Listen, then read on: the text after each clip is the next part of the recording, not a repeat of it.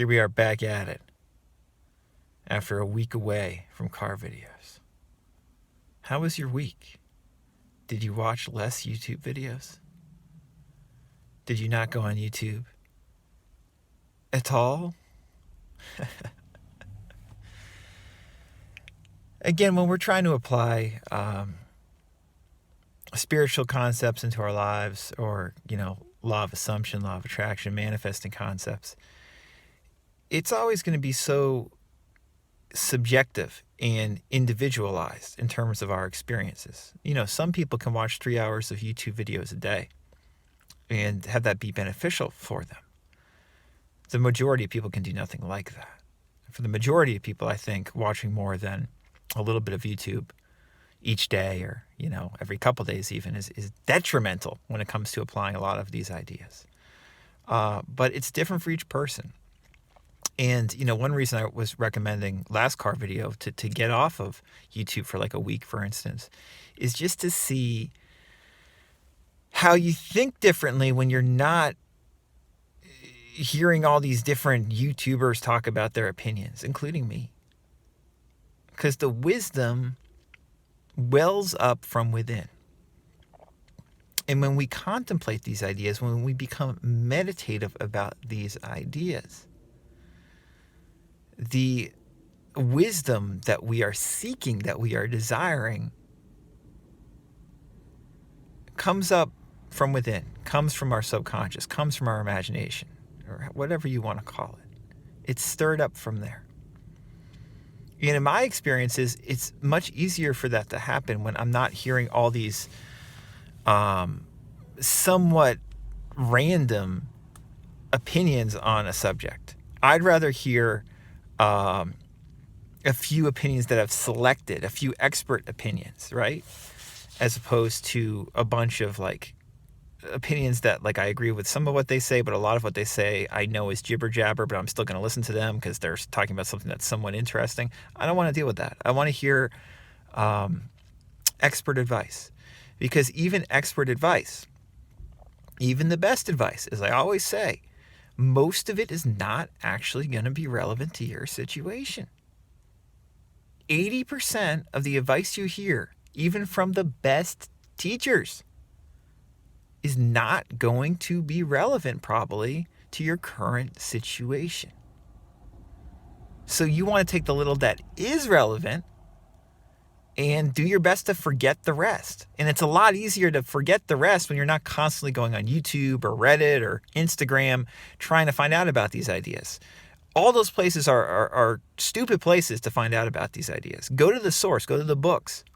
If you want to hear a little bit of additional commentary or some inspirational stories, social media is a pretty good place to turn for that. But for the actual advice, the source is usually much better. So, I hope that's clear. And, I just keep on spouting the same things because I think they're important, and I just don't see many other YouTube channels talking about them whatsoever. I see some comments, it's like, oh, this is different because he's in the car. It's not that I'm in the car that this is different. This is different because I'm talking about totally different stuff than these other manifesting YouTubers. I'm not a manifesting YouTuber.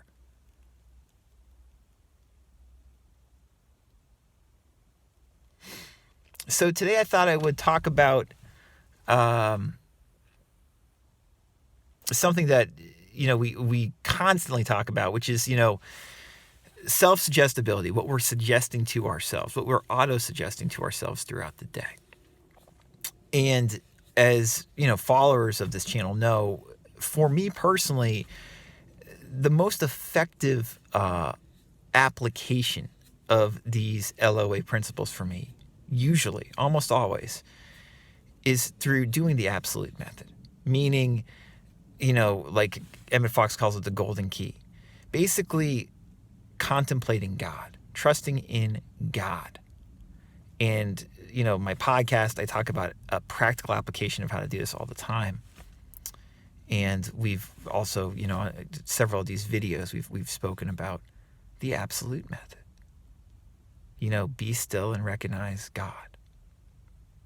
That's my own personal approach and what works best for me when it comes to, getting these ideas to actually work in my life, is getting to that place of inner stillness where, you recognize God is all. And that's, again, not the approach that's going to work for everybody, but it's the approach that works best for me. And I'll link above to a video where I speak a little bit about this. That's the one thing that I've always come back to with LOA. That's what's really helped me, is that. I use success indicator like W. Clement Stone talks about. Obviously, I talk out loud to myself a lot. I like doing that. But both of those techniques, I would say, are more like self-improvement type techniques than like LOA techniques. And I always like to meditate and be contemplative before, but I became more conscious of like what the so-called absolute method was doing once I got into LOA. And so, I just wanted to discuss, because we talk about suggestibility all the time, what are you suggesting? What are you affirming to yourself when you're practicing the absolute method or whatever, the golden key or whatever? When instead of thinking of your problems, you're thinking of God. And I think what you're suggesting is it's not something that's like gonna like certain words or anything like that. It's not like it's implying the same thing as like everything is perfect, everything is good, right? But it's not the words, it's the sense of like when you rest in the peace of God, you're naturally suggesting to yourself fulfillment. And this, is not going to make sense to everybody, but it's going to make sense to a lot of you. In that, when we contemplate the highest, how can we not be satisfied? How can we not be suggesting good things to ourselves when we're doing that? I'm still really into this Joel Goldsmith book, Invisible Supply. I've got it right here. We've obviously been speaking about it a lot. And I mentioned a little while back, I really do think Invisible Supply by Joel Goldsmith might be my favorite explanation of just like applying the absolute method of any LOA book I've ever read. Because that's what the book's basically all about. But in it, he says, the spiritual concept of supply is omnipresence. The spiritual concept of supply is omnipresence. And that's a really good way of looking at what you're affirming when you're doing the absolute method. Omnipresence.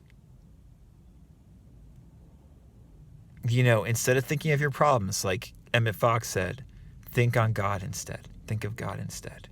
Omnipresence, peace. Then that's naturally what you're suggesting to yourself. And this links it together with the practical psychology of Coué and everybody else. It's not dissimilar to every day in every way I'm getting better and better. It's just when you think of God, there's not even anything to get better. It's just everything's fine. Everything's perfect right now.